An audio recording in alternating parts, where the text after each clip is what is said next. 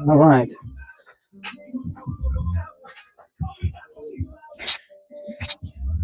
You're gonna change a little bit of positioning. And we have a visitor.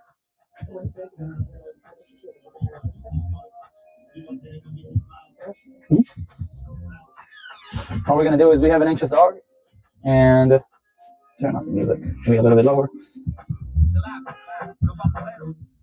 So this dog doesn't have a lot of structure. Has a lot of love. His owners love him. They're both definitely loving him. What he needs is a little bit of structure. Okay. When he goes inside of the crate, he allows himself to bark and to whine and to go crazy after 10 or 15 minutes that he shows like he's acting all fine. What works with him is to be a little bit more demanding. Demanding a little bit more, just relaxing.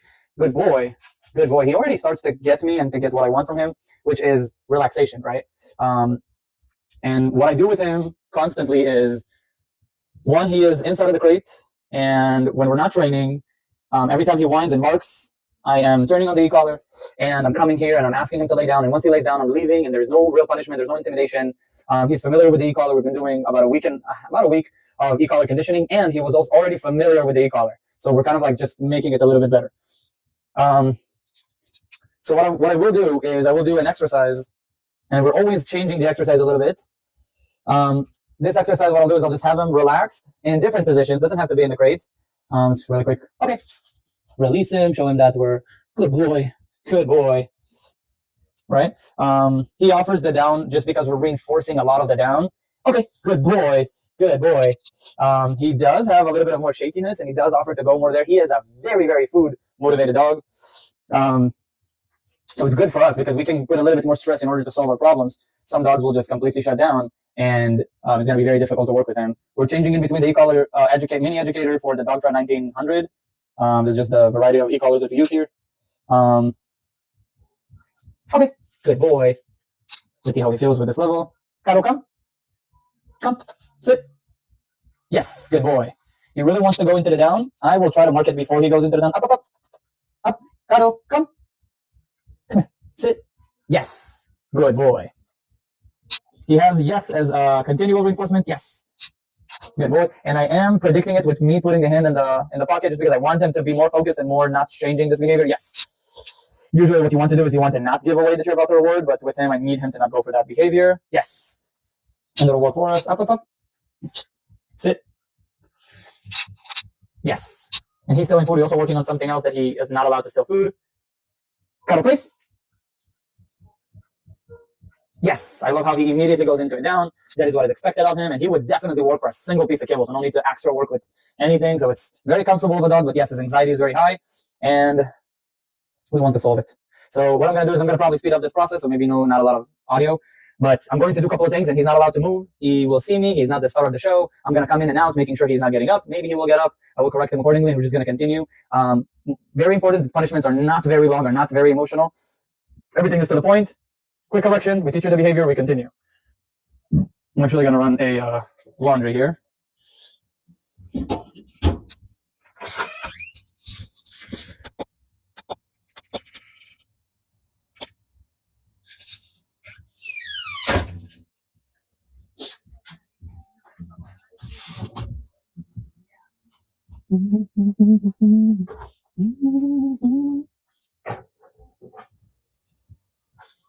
I'm going to wait until he lays his chin down, shows me more relaxation, and that's when I'm going to mark it.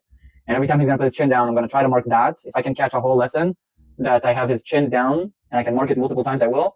But if he doesn't offer to put it down too often, I will just reward regular relaxation.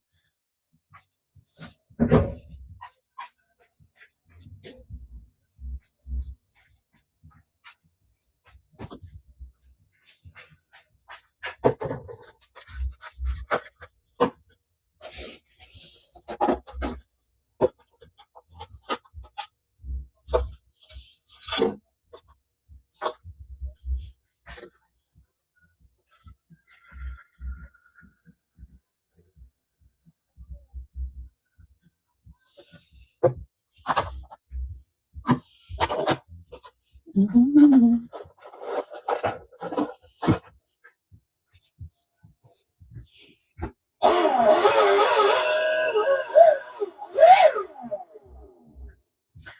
a lot of fear in this dog, which is great.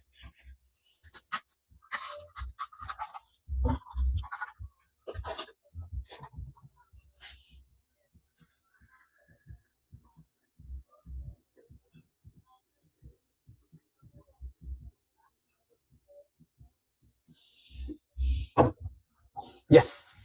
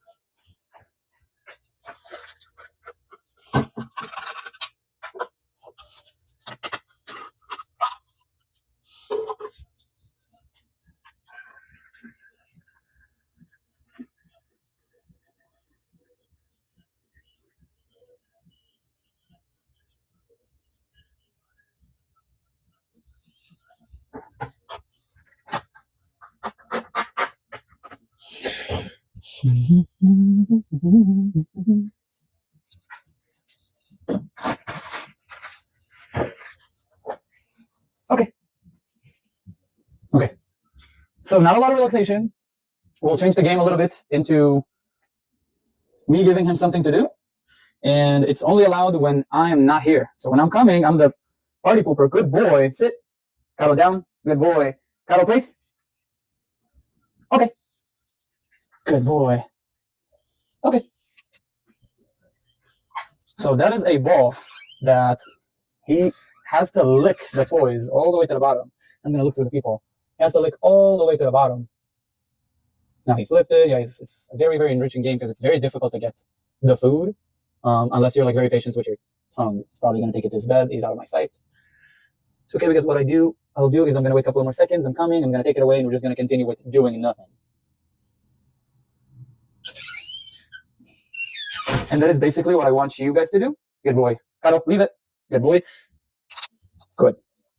I'm gonna wipe it. I don't want too much drool to stay on it. Bacteria is important to us. We do desanitize it every single time we finish playing with it. Good boy, Cado. So basically, what I communicate to Cado through many, many, many repetitions is when I leave, look at the party. But when I come back, not the greatest thing. So that's all. He's hyper focused on this, and that's fine because it's a great little game, and he loves food. But you can only have this great game if I leave.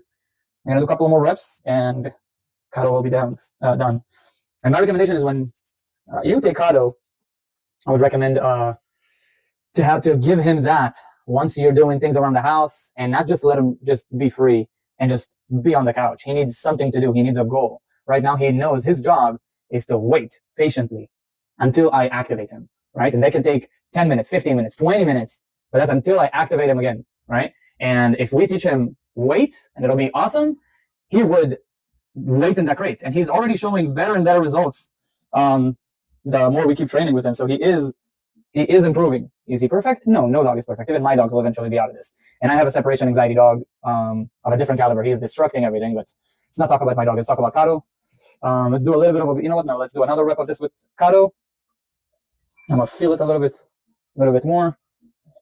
And something that I want you guys to understand, I don't want impulse control here. I don't want you to be like, Cado, sit. I don't want you to touch it. I want Cado to go berserk on it because it's amazing. And no, like as soon as I put it down, I want him to already go on it. Okay. Right? I don't want you to put it down and be like, you have to hold your impulses. Once I put the ball down, once I put the treat or the many treats down, and of course. And yeah, that's about it. I have a call from a client, so let me shorten this rep. Cado, leave it. Good boy.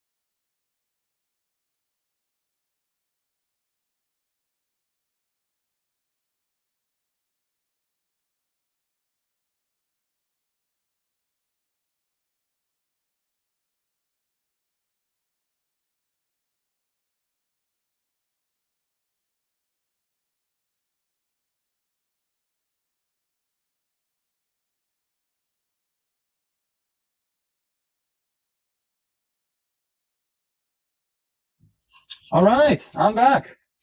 I've been on the phone. Other clients needs other help. But he's doing really good. I left a couple of times, not really freaking out. He understands the separation, especially when it's loose, where it's going to be more similar to the separation you're going to be providing in your house, but also the separation in the crate. So it's two total separations. One is to just not be a Velcro dog and to just relax on your own place. And yeah, in the beginning, it's going to be on command. Yes, but generally, I would want it for him to be a second nature. Do you see how he offered by himself to go to the bed, right? Okay. And that means that he understands kind of what I want from him. And especially as soon as I start the e-collar, he's like looking to do a better behavior to solve it. That's how I know he understands the e-collar and it's not just a punishment for him. Let me just recall him. Caro, come. Come. Okay, good boy. That was 16 on his mini educator. We're going to go back to 12 as we're not trying to be aversive here. Caro, please.